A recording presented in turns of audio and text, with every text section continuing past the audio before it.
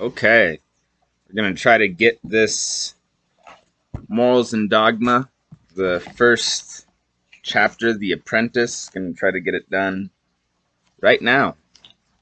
And after The Apprentice will be the Fellowcraft. So here we got about 8 pages, and we'll just drill through this and be ready for the Fellowcraft coming up soon. So we have the Master of Light and Life, the sun and the moon, are symbolized in every lodge by the Master and the Wardens, and this makes it the duty of the Master to dispense light to the brethren by himself and through the Wardens, who are his ministers.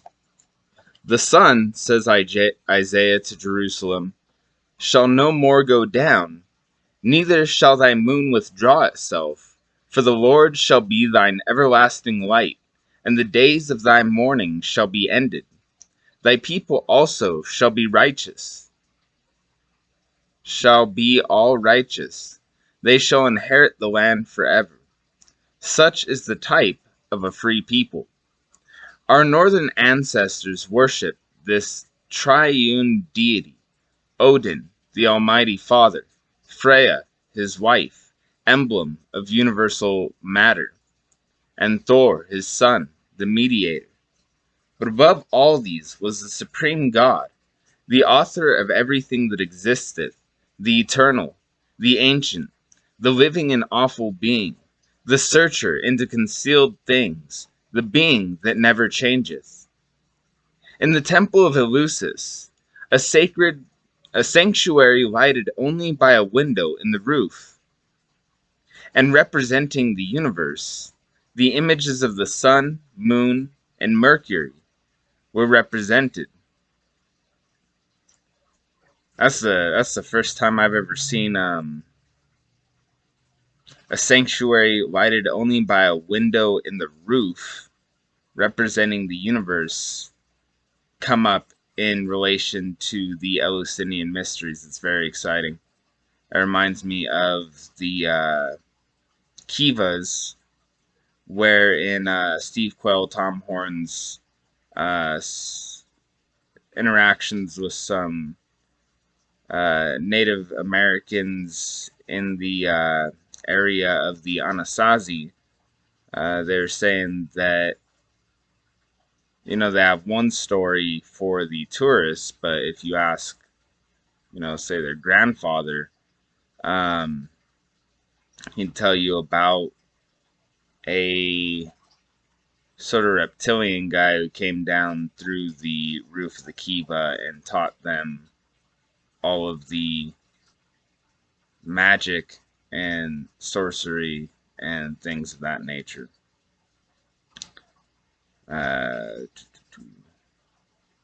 Temple of Eleusis being sort of the Eleusinian mysteries, where they were consuming the kykeon.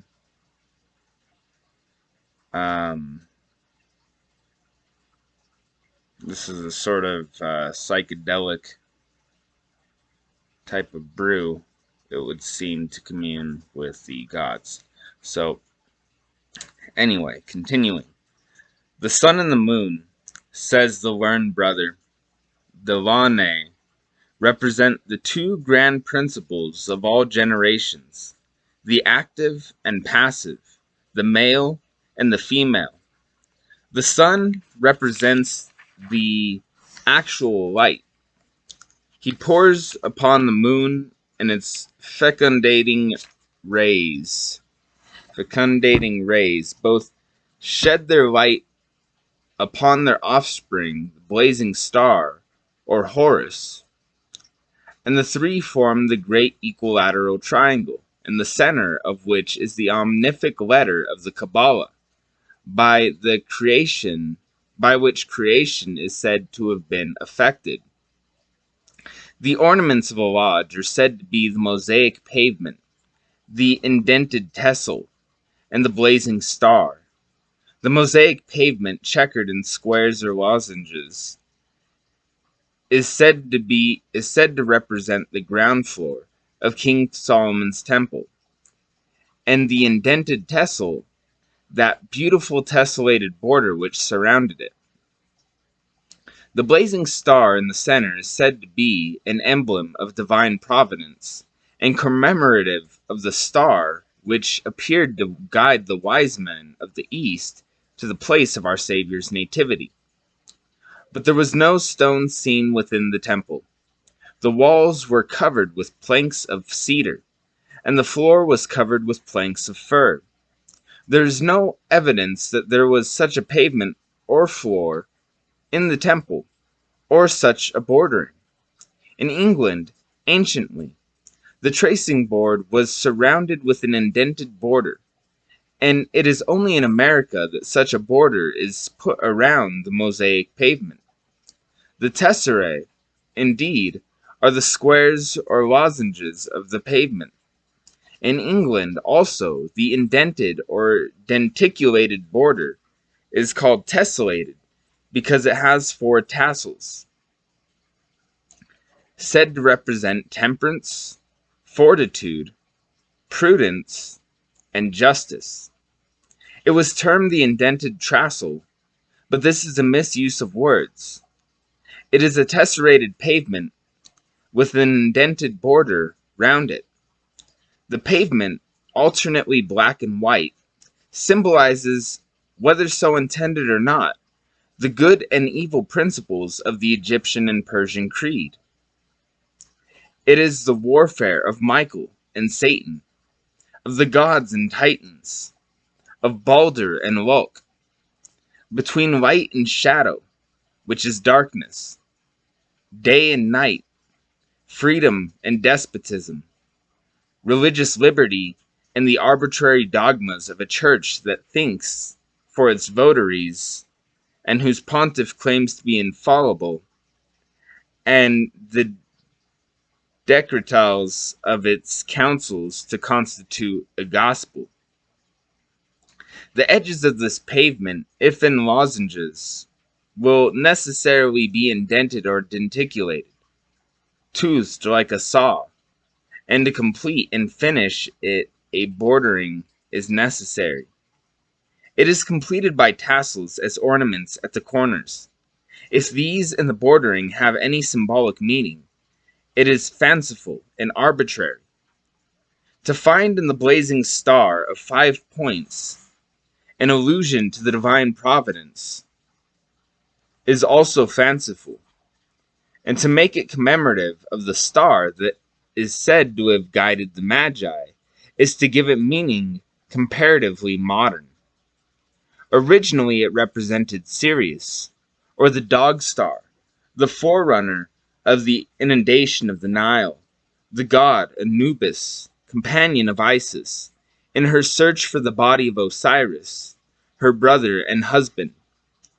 Then it became the image of Horus, the son of Osiris, himself symbolized also by the sun, the author of the seasons, and the god of time, son of Isis, who is the universal nature, himself the primitive matter, inexhaustible source of life, spark of uncreated fire, universal seed of all beings.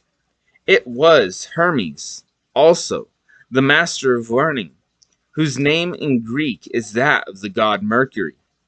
It became the sacred and potent sign or character of the Magi, the pent alpha, and is the significant emblem of liberty and freedom, blazing with a steady radiance amid the weltering elements of good and evil of revolutions, and promising serene skies and fertile seasons to the nations after the storms of change and tumult. In the east of the lodge, over the master, enclosed in a triangle, is the Hebrew letter Yod. In the English and American lodges, the letter G is substituted for this as the initial of the word God, with as little reason as if the letter D, initial of Dieu, were used in the French lodges instead of the proper letter. Yod is, in the Kabbalah, the symbol of unity, of the supreme deity, the first letter of the holy name, and also a symbol of the great Kabbalistic triads. To understand its mystic meanings, you must open the pages of the Sofar and Sifra de Zenusa and other Kabbalistic books and ponder deeply on their meaning. It must suffice to say that it is the creative energy of the deity is represented as a point, and that point in the center of the circle of immensity. It is to us in this degree the symbol of that unmanifested deity, the Absolute, who has no name. Our French brethren placed this letter Yod in the center of the blazing star, and in the old lectures, our ancient English brethren said, the blazing star, or glory of the center, refers us to that grand luminary, the sun, which enlightens the earth, by its genial influence dispenses blessings to mankind. They called it also in the same lectures an emblem of prudence. The word prudentia means in its original and fullest signification, foresight, and accordingly, the blazing star has been regarded as an emblem of omniscience, or the all-seeing eye, which to the Egyptian initiates was the emblem of Osiris, the creator. With Yod in the center, it has the Kabbalistic meaning of the divine energy manifested as light, creating the universe. The jewels of the lodge are said to be 6 in number. 3 are called movable, and 3 immovable. The square, the level, and the plumb were anciently and properly called the movable jewels, because they pass from one brother to another. It is a modern innovation to call them immovable, because they must always be present in the lodge. The immovable jewels are the rough ashlar, the perfect ashlar or cubical stone, or in some rituals, the double cube, and the tracing board, or the trestle board. Of these jewels, our brethren of the York Rite say, the square inculcates morality, the level, equality, and the plumb, rectitude of conduct. Their explanation of the immovable jewels may be read in their monitors. Our brethren of the York Rite say that there is represented in every well-governed lodge a certain point within a circle, the point representing an individual brother, the circle, the boundary line of his conduct, beyond which he is never to suffer his prejudices or passions to betray him. This is not to interpret the symbols of Masonry. It is said by some, with a nearer approach to interpretation, that the point within the circle represents God in the center of the universe.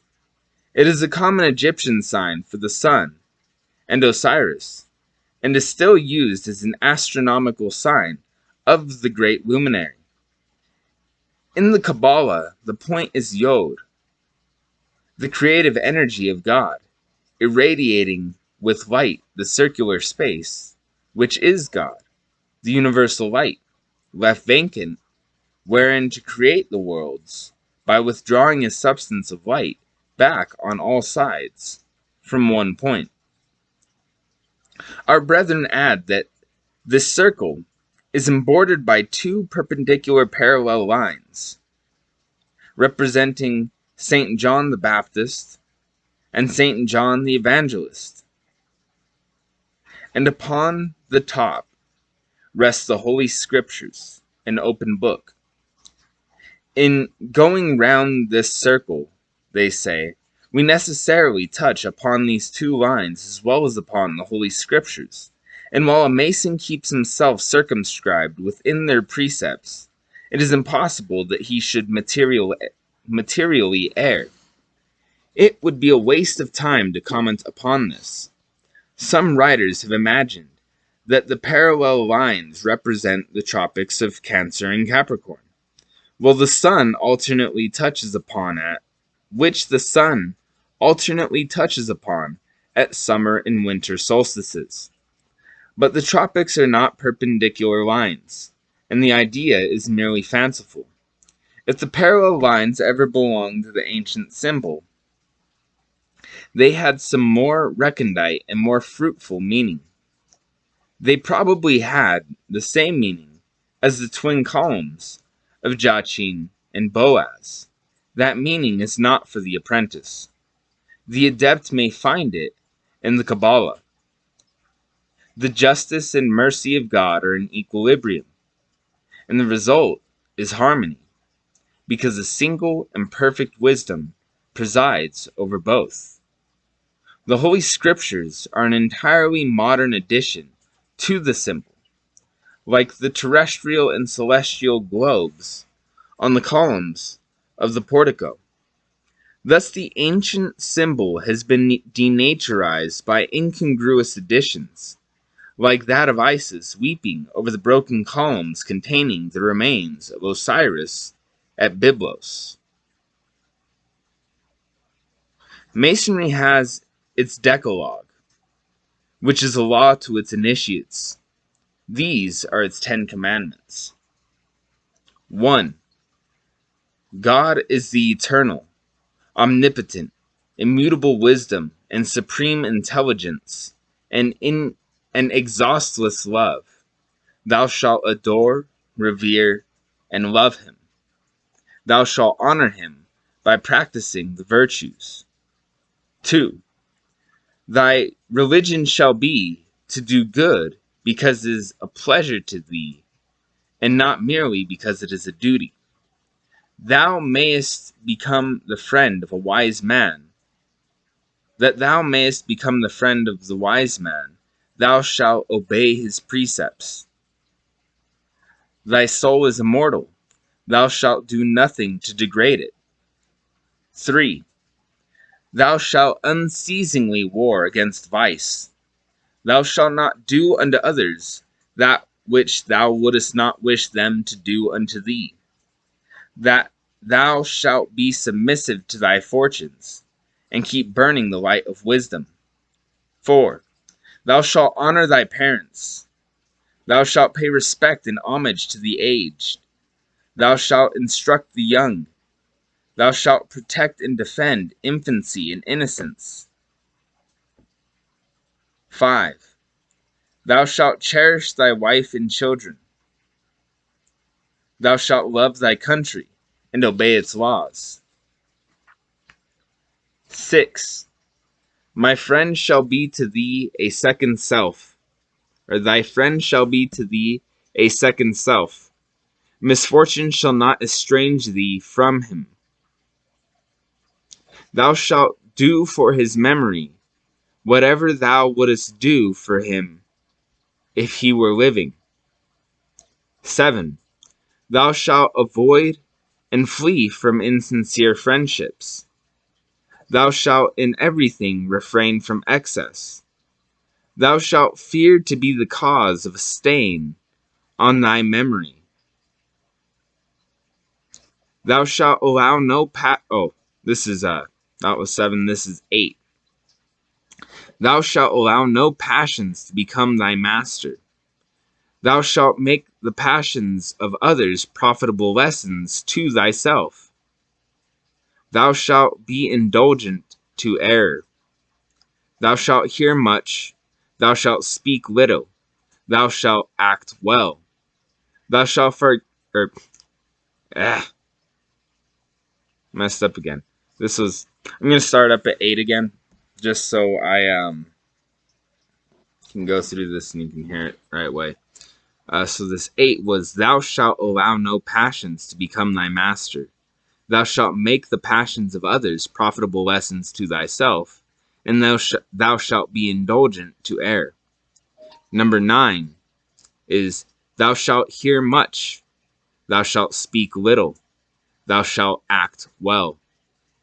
Thou shalt forget injuries.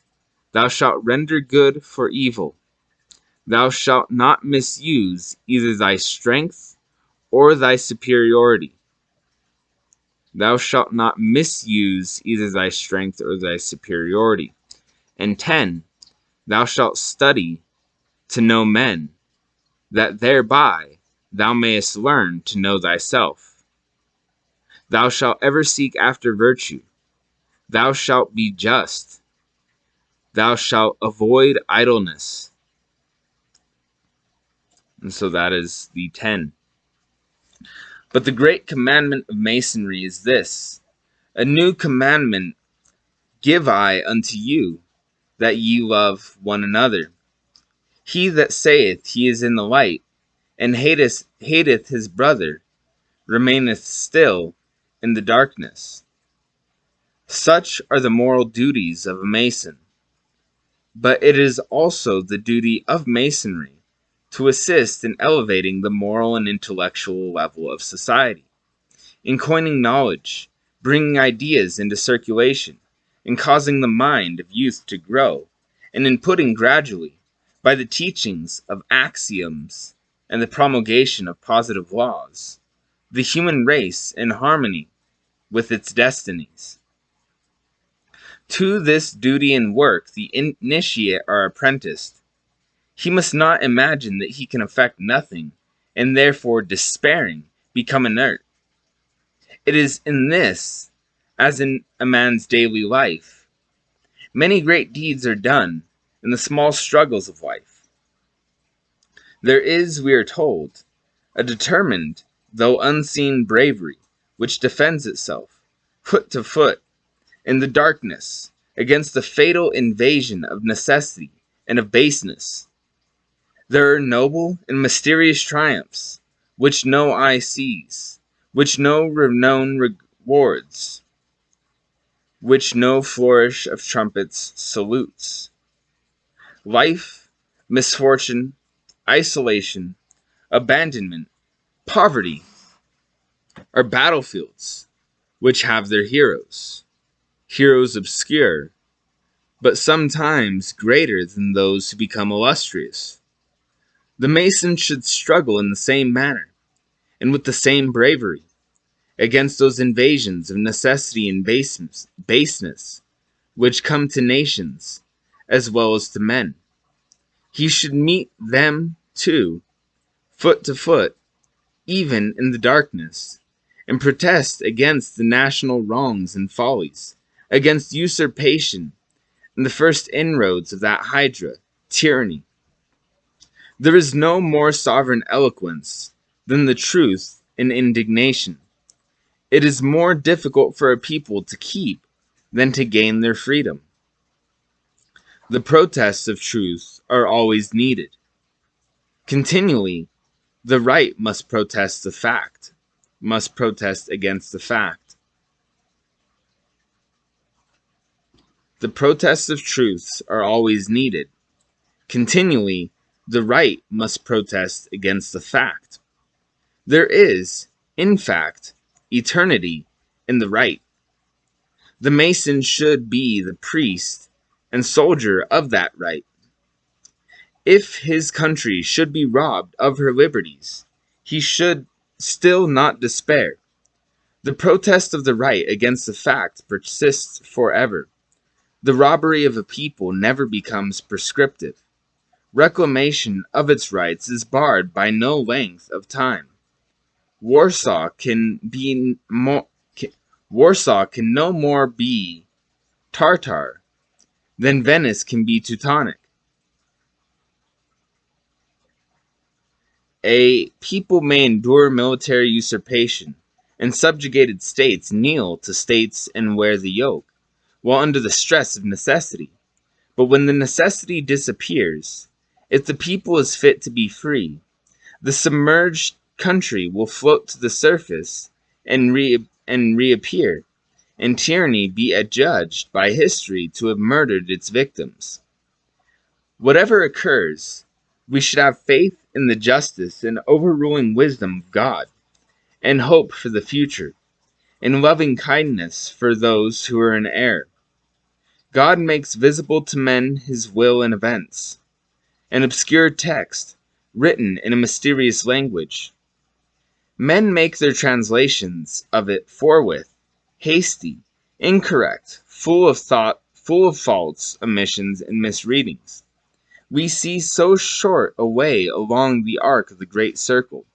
Few minds comprehend the divine tongue.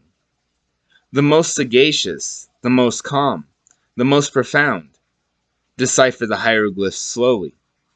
And when they arrive with their text, perhaps the need has long gone by. There are already 20 translations in the public square, and most incorrect being, as of course, the most accepted and popular. From each translation, a party is born, and from each misreading, a faction. Each party believes or pretends that it has the only true text, and each faction believes or pretends that it alone possesses the light. Moreover, factions are blind men who aim straight. Errors are excellent projectiles, striking skillfully and with all the violence that springs from false reasoning, wherever a want of logic in those who defend the right, like a defect of a cuirass, makes them vulnerable. Therefore it is that we shall often be discomfited in combating error by the people. Antaeus long revisited Hercules, and the heads of the Hydra grew as fast as they were cut off. It is absurd to say that error, wounded, writhes in pain, and dies amid her worshippers. Truth conquers slowly. There is a wondrous vitality in error. Truth, indeed, for the most part, shoots over the heads of the masses, or, if an error is prostrated for a moment, it is up again in a moment, and as vigorous as ever. It will not die when the brains are out. The most stupid and irrational errors are the longest lived. Nevertheless, Masonry, which is morality and philosophy, must not cease to do its duty. We never know at what moment success awaits our efforts, generally, when most expected, nor with what effect our efforts are or not to be attended. Succeed or fail, Masonry must not bow to error or succumb under discouragement. There were at Rome a few Carthaginian soldiers taken prisoners who refused to bow to Flaminius and had a little of Hannibal's magnanimity. Masons should possess an equal greatness of soul. Masonry should be an energy, finding its aim and effect in the amelioration of mankind. Socrates should enter into Adam and produce Marcus Aurelius. In other words, bring forth from the man of enjoyments the man of wisdom.